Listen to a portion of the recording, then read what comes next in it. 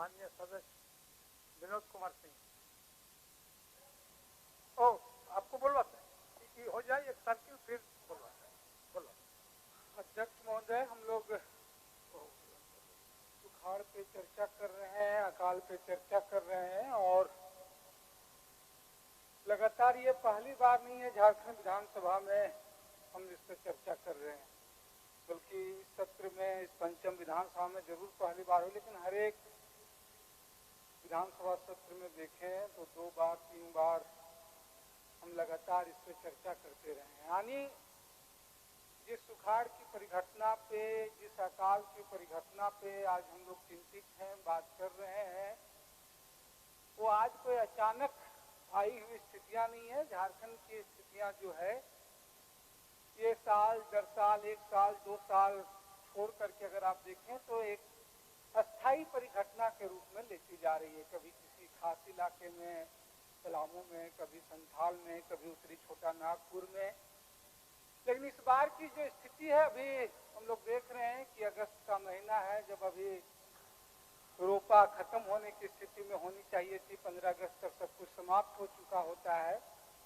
तो आप अगर रांची से स्थिति को न देखें, थोड़े पहाड़ी और ढलान में, और यहाँ भी स्थितियाँ बहुत अच्छी नहीं है, लेकिन आप गिरिडीह, हजारीबाग, चतरा, लातेहार, लोहरदगा, पलामू, जहाँ कहीं भी जाए, लगातार हम लोग देख रहे हैं कि जिस तरीके से खेत सूखे हुए हैं, उसी तरीके से गांव में जाएं, किसानों के चेहरे में भी वो उदासी दिख रही है। और इसकी वजह सरकार अभी गिनाएगी तो कहेगी कि बारिश हुई है, अभी इतनी परसेंट हुई है, 45% हुई है, 50 हुआ और होगी, लेकिन महज पानी का कम होना ही एक वजह नहीं है कि वो बारिश का, जब हम कहते ही हैं, देखते ही हैं कि जो हमारी कृषि है, खेती है, वो मानसून के साथ जुड़ी हुई है और मानसून एक जुआ है, तो उस कम बारिश का भी उस खास टाइमिंग पे ना होना वो स्थितियों को और विकराल बना देती है। क्योंकि जब जहां पूरे झारखंड के इलाके में कोई वैकल्पिक हम इस उपायों की ओर नहीं बढ़े हैं, तो वो 35% भी या 40% भी बारिश अगर जो कहीं हो रही है, वो अगर खास टाइमिंग में, किसान तो अपने अनुसार तैयारी कर रहे हैं, वो फसल की, बिहन की, बीज की, तो वो स्थितियां बढ़ा दे रही है। और अभी इस बार जो झारखंड में स्थितियां हैं, वो इसी स्थितियों की सार की है। बारिश तो कम हुई है, वो सारे आंकड़े बता रहे हैं, लेकिन वो कम बारिश की भी टाइमिंग भी इतनी खराब है कि वो किसानों के कोई काम की स्थितियां नहीं है। और इसीलिए बाद की फसल तो उम्मीद ही लोग छोड़ दिए, खत्म हो गई है, लोग रोपाए भी नहीं है। जो गहरा धान की जो मोटा मोटी 2 किस्में झारखंड में होती है, किसान डरे हुए हैं कि किसी तरीके से अगर हम अभी लगा भी दें तो जो उनका अनुभव है, जो अपने अनुभव से देखते हैं कि पानी की स्थितियां होगी तो और भी हम खर्चे में और कर्ज में डूबते चले जाएंगे। और यही स्थितियां रही जो उनका अनुभव इससे हम लोगों से ज्यादा परिपक्व है, और चीजें वो डरे हुए हैं कि कल को हम थोड़ी बहुत राशि और कर्ज लेकर के भी और भी ज्यादा चपेट में पड़ेंगे। इसलिए इस राज्य में सूखे की स्थिति है, अकाल की स्थिति है, इससे कहीं कोई दो राय नहीं है। लेकिन सवाल ये है कि झारखंड राज्य अलग हुए 20 साल हो चुके हैं, 22 साल हो चुके हैं, तब हम इसके वैकल्पिक उपायों की ओर क्यों नहीं जा रहे हैं? हमारे बजट और इन सब चीजों को लेकर के देखेंगे तो इसको केंद्र करते हुए कि हम प्लान बनाएं और योजना बनाएं कि खास करके झारखंड के 2 क्षेत्रों को आप बांटें। इस राज्य में सूखे की स्थिति है, अकाल की स्थिति है, इससे कहीं कोई दो राय नहीं है। लेकिन सवाल ये है कि झारखंड राज्य अलग हुए 20 साल हो चुके हैं, 22 साल हो चुके हैं, तब हम इसके वैकल्पिक उपायों की ओर क्यों नहीं जा रहे हैं? हमारे बजट और इन सब चीजों को लेकर के देखेंगे तो इसको केंद्र करते हुए कि हम प्लान बनाएं और योजना बनाएं कि खास करके झारखंड के 2 क्षेत्रों को आप बांटें। एक औद्योगिक इलाके हैं जहां औद्योगिक है और जहां बारिश हो या न हो, बारिश होने के बावजूद भी कुछ खेत, कुछ इलाके खेती के प्रति रुचि है, और एक दूसरे इलाके हैं जो पूर्णतः खेती पर निर्भर है। और ये सिर्फ इससे आप देख सकते हैं कि पिछले 2 साल जो सबसे कठिन समय रहे, कोरोना में, कोविड में, सारे मजदूर वापस लौटे, तो ये बारिश ही समय में थी या खेती ही थी, कृषि थी, जहां जब आप कह रहे हैं कि पूरी झारखंड की अभी अर्थव्यवस्था प्रवासी मजदूरों पर हैं, वो घर लौट करके आए और पिछले 2 सालों में खेती की ही मजबूत स्थिति थी कि लोगों को, घरों को और परिवारों को, लोगों को बचाया। तो हम उस दिशा की ओर नहीं बढ़े। उस दिशा में देखें तो वैकल्पिक जो चीजें होनी चाहिए कि जो पुरानी ही बिहार के समय की योजनाएं हैं, वो योजनाएं लगभग जो हम उसको भी बेहतर तरीके से नहीं कर पा रहे हैं। और एक ही उदाहरण काफी है कि हम लोग अगर कोनार नहर की ही बात करें कि अभी तक उसके मुख्य नहर की तो बात छोड़ दीजिए, मुख्य ब्रांचेज की बात तो छोड़ दीजिए, मुख्य नहर भी हम रेलवे लाइन पार नहीं कर सके हैं। आज अगर स्थितियां होती या 22 सालों के बाद भी, छोड़िए बिहार के समय क्या हुआ, आप इस तरह के सिंचाई की वैकल्पिक योजनाओं को केंद्रित करके लेते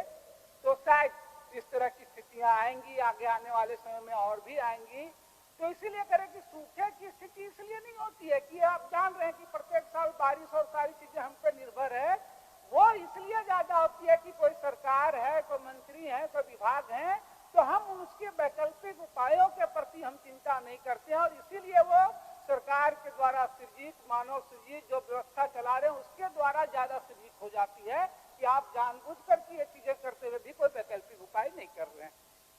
पिछले दिनों जो उपाय होना चाहिए था, जो अभी देखे कि बड़ा चर्चा सुन रहे थे कि हाथी डूबा तालाब बनेगा, कि हाथी डूब जाएगा,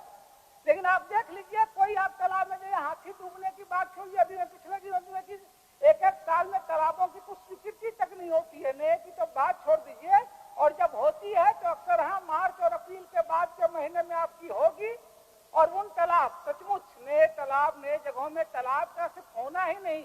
तालाबों के लिए आप जगह चयन करें, वो सबसे ज्यादा इंपॉर्टेंट चीज है। और उस आधार पर देखें तो यहाँ 70 के दशक में 60 का अकाल जो 62 का हुआ था, उस समय जो बड़े बड़े तालाब बने थे वही सबसे ज्यादा इंपॉर्टेंट है, वही तालाब आज भी जान है। लेकिन अब क्या कर रहे हैं, उन सारे तालाबों को जो जीर्णोद्धार कर रहे हैं, अप्रैल मई के बाद जो वो टेंडर होता है, अभी तो खैर 3 साल पहले जो तालाब स्वीकृति हुई थी उसका इस बार टेंडर हुआ, डिसाइड हुआ जाकर के अप्रैल मई में, और ठेकेदार काम किया और बारिश हुआ। अब ऐसी स्थितियों में क्या होती है कि जाहिर सी बात है वो तालाबों में काम नहीं होता। आप टेंडर उठा करके देख लीजिए, पिछली बार लघु सिंचाई विभाग में जितने तालाब हुए हैं, सबसे ज्यादा बिलो 35 से 40 से 45 से 48% बिलो तक जाकर के टेंडर निविदा हुई है। तो आप समझ जाइए कि मिट्टी के काम में इतने ज्यादा जाकर के क्यों है कि जाहिर सी बात है कि अगर मिट्टी का काम, तालाब का काम होता है तो बिना जब तक लाठी लिए किसान और गांव नहीं रहेगा, कोई ठेकेदार कोई काम नहीं होगा। वो सबसे मान्य सदस्य बस अध्यक्ष महोदय अब तो है ही नहीं, जो बोलने का जो आपका समय है नहीं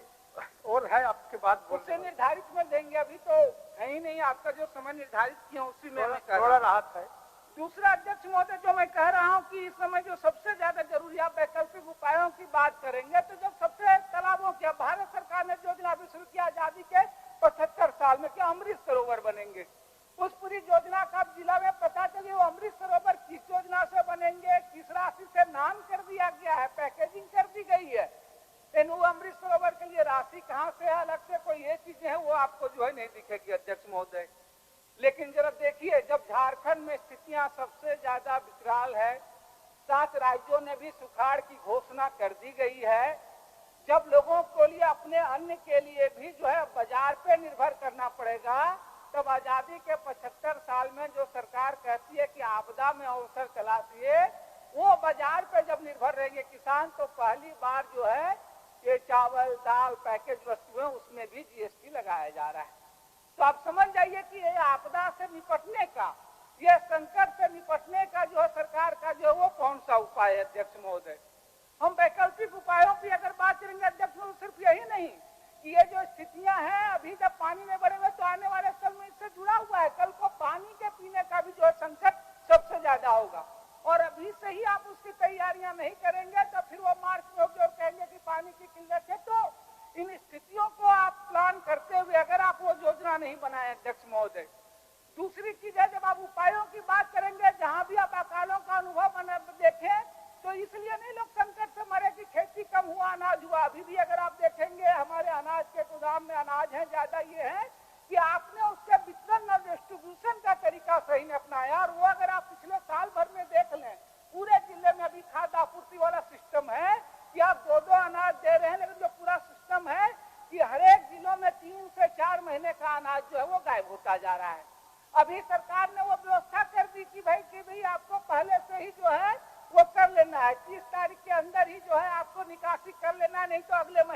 अनाज नहीं मिलेगा। अब वो अनाज पहुंचाने की देरी है और एकदम तरह से खुले तरीके से पीडीएस दुकानदारों को छूट मिल गई है कि भाई आप अभी ही निकासी कर लीजिए, दिखा दीजिए, ताकि अगले महीने का अनाज मिल जाएगा। जब आप जांच में जाएंगे, पूछेंगे तो कहा जाएगा कि अभी हम निकासी नहीं दिखाएंगे तो अगले महीने का अनाज नहीं मिलेगा और अंततः हर एक 2 महीने में 1 महीने का अनाज जो है अध्यक्ष महोदय वो गायब हो जा रहा है। तो मुझे लग रहा है कि जब हम इस वैकल्पिक उपायों की बात कर रहे हैं, इन चीजों की बात कर रहे हैं, तो सरकार को इस पे सोचनी चाहिए। अभी तो आप जो राहत योजना है, बाकी चीजें हैं, वो चालू करेंगे ही, वो प्रारंभ करेंगे ही, क्योंकि यह न कोई पहली परिघटना है। झारखंड में 22 साल में हम लोग 10 बार से ज्यादा चर्चा कर चुके हैं अध्यक्ष महोदय। लेकिन अध्यक्ष मैं बात समाप्त करता हूँ अध्यक्ष महोदय, बात समाप्त करता हूँ ये बात करते हुए कि जब हम लोग इस सदन में चर्चा कर रहे हैं कि स्थितियां इतनी है, किसान कर्ज से परेशान है, किसान आने समय पीने और खाने के लिए तरस होंगे, तब इस सदन में ये कौन सा जाएगा? जब सदन के बाहर अगर आप देखिएगा कि इसी सदन के सदस्य पूरे झारखंड की, पूरे राज्य की आज गरिमा जो है गिरी हुई है अध्यक्ष महोदय, धूमिल हो रही है। इस सदन के 3 सदस्य जो है आज बंगाल के जेल में बंद है अध्यक्ष महोदय, वहाँ हिरासत में अध्यक्ष महोदय। पूरे अखबारों में अभी जो रिपोर्टें आ रही है कि पूरे विधायक खरीदे जा रहे हैं, बेचे जा रहे हैं, करोड़ों करोड़ों रुपये का ये चल रहा है। अभी जो रिपोर्ट आ रही है कि आसाम से जो 75 बार फोन आ रहा है अध्यक्ष महोदय, तो ये जब राज्य में संकट इस तरीके से और इस विधायिका का ये चरित्र जाएगा, तो अध्यक्ष महोदय इस विधानसभा के कस्टोडियन होने के नाते, इस सदन के कस्टोडियन होने के नाते हम आपको कम से कम अध्यक्ष महोदय अपील होगा, अनुरोध होगा कि सदन से इस बात पर चिंता जाहिर करनी चाहिए। और 2 बार पहले भी एफआईआर हुआ है, फिर भी चीजें हुई है, विधायकों के नाम तो जाहिर हो रहे हैं और कतार होंगे, लेकिन ये करोड़ों रुपये आ रहे हैं कहां से, कौन चला रहे हैं, कौन ये पूरा बाजार कर रहे हैं, जब पूरे राज्य में, पूरे ये में लोगों का सहयोग की, लोगों की आकांक्षाओं पे इतने हो रहे हैं इस बात को। लेकिन आप देखिएगा मीडिया की रिपोर्ट से बाहर से लेकर के इस पे पर्दा डाला जा रहा है अध्यक्ष महोदय। इसलिए सदन के लिए प्रतिष्ठा की बात यही होगी, चिंता की बात होगी कि दोनों ही पक्षों पे कार्रवाई हो, इस बात की जांच हो, इससे इस सदन से एक मैसेज जाना चाहिए अध्यक्ष महोदय। धन्यवाद, शुक्रिया। माननीय सदस्य